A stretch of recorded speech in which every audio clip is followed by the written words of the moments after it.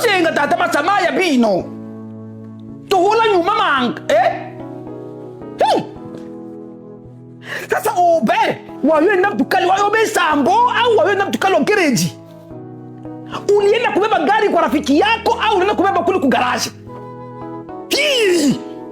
Amgwane tuachichele na osi walalo tunu mwana batane hine.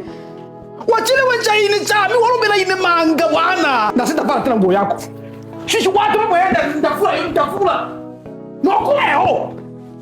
Uko kumbafu sana ndibo lema bogo. Ndibo lema sasa. Washimona sasa washimona. Ikamba na kama na mtukali. Unakama na kama mtukali kabisa mimi usami.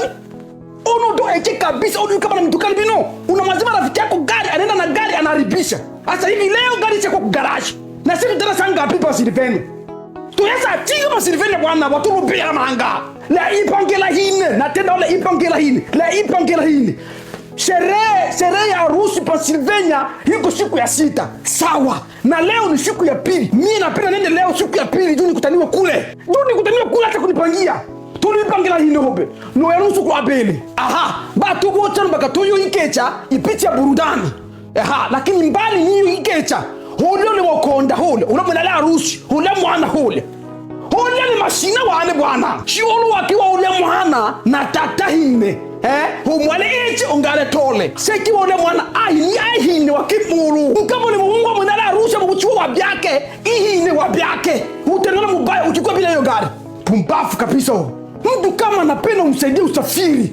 Mtu kama napenda umsaidie usafiri. Mpeleke we peke. Ile wewe mwenyewe tunakamba mtuntukale tinto lumkabisha wewe koma bwana. Ile gari ni gari di. Pumbafu. Kata. Baba alifanya? Sasa ni pumbafu sana. Haiko na akili. Angalia tunachelewa hivi. Sasa ule mwenye alimpatia gari yule rafiki yake kumbe aliharibisha gari.